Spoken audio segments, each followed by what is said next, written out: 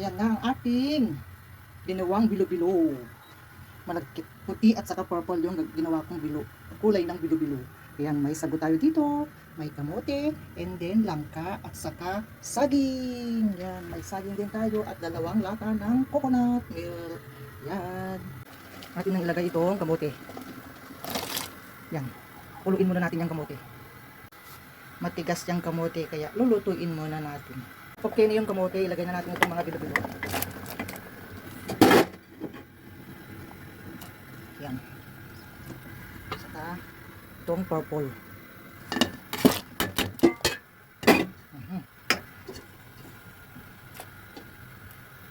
Natin itong langka. Yan. Natin na siyang pakuluin. Ayan, lagay na rin natin itong saging.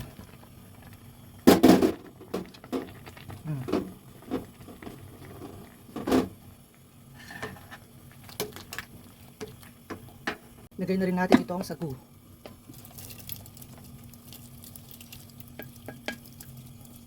Atin na rin ilagay itong niyog.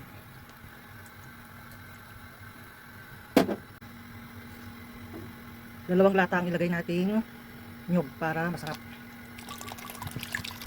Yan. Natin ng asukal na.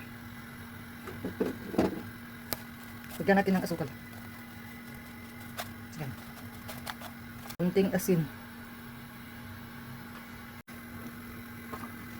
Yan o. Lagyan din natin ng konting pampalapot.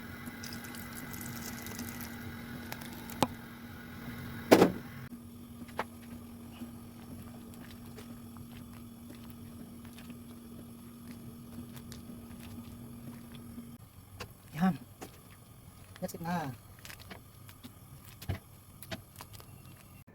Kainan na. Yan. Kain tayo guys. Bilo-bilo. Ay, yummy.